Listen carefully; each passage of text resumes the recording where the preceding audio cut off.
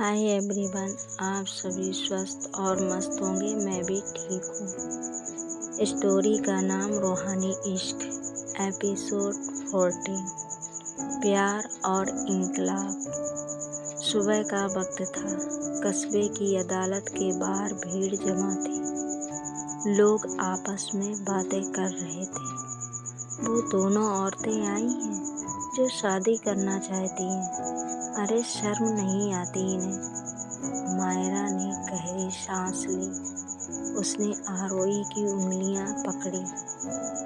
डरो मत, आज हमें बस सच बोलना है।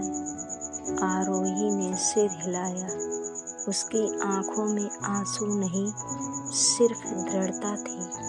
जज ने पूछा, आप दोनों को इस मुकदमे की गंभीरता का अंदाजा है?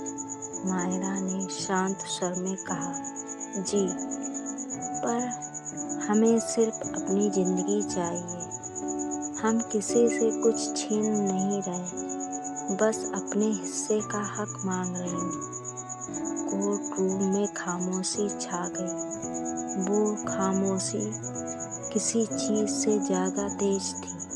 फिर आरोही की बारी आई। वो कांपते हुए खड़ी हुई, पर आवाज में अजीब सी ताकत थी। मैंने कई साल डर में गुजारी है।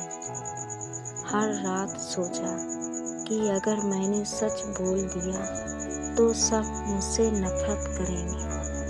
पर फिर मुझे मायरा मिली और मुझे पहली बार लगा कि भगवान ने मुझे जैसा बनाया है वो कोई गलती नहीं है। यह सुनते ही कोर्ट में बैठी औरतों की आंखें नम हो गईं। जज ने कलम नीचे रख दी।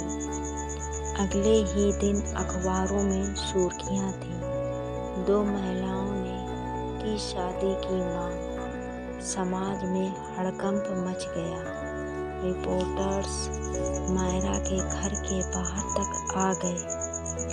एक ने पूछा, आपको नहीं लगता ये भारतीय संस्कृति के खिलाफ है? मायरा ने मुस्कुराकर जवाब दिया, अगर प्यार संस्कृति के खिलाफ है तो शायद संस्कृति को थोड़ा बड़ा होना चाहिए। उस जवाब ने सोशल मीडिया पर तूफान मचा दिया। मायरा और आरोही उस रात घर में चुपचाप बैठी थी। चारों ओर कैमरों और नजरों का दबाव था। आरोही ने धीरे से कहा, अगर हम हार गए तो? मायरा ने उसकी ठुल्ली उठाई, तो हम कहानी बन जाएंगे।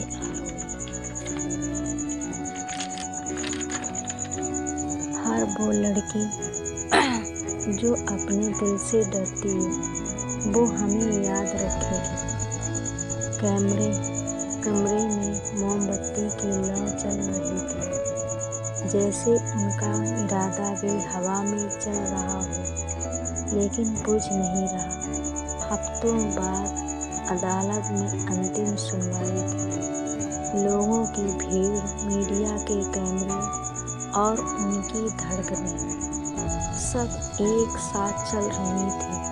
जज ने कहा, कानून में 2 महिलाओं की शादी का स्पष्ट प्रावधान नहीं है, पर संविधान हर व्यक्ति को अपनी पहचान और जीवन साथी चुनने की स्वतंत्रता देता है।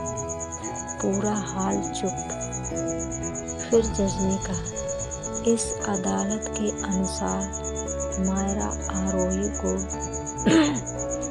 साथ रहने और अपने रिश्ते को वैधानिक रूप से मान्यता देने का अधिकारी है। कोर्ट रूम में ताली बज उठी। आरोही मायरा के गले लग गई। दोनों की आंखों से आंसू बह रहे थे। वो दोनों जैसे ही बाहर निकली, कैमरे चमक उठे। कस्बे की वही औरतें जो कभी उन पर पत्थर फेंकना चाहते थे। सब अब फूल बरसा रहे थे। एक बूढ़ी औरत बोली, बिटिया, तुमने तो हमें सिखा दिया कि प्यार में शर्म नहीं, हिम्मत होती है। आरोही मुस्कुरा उठी।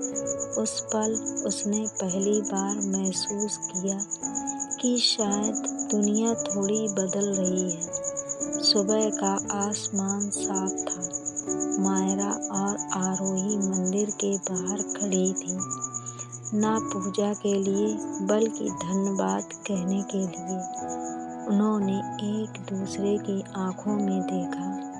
अब हमें छिपना नहीं पड़ेगा, कभी नहीं। पीछे सूरज उग रहा था और उसके साथ उनका प्यार भी। अब देखते हैं आगे क्या होता है। Bye bye.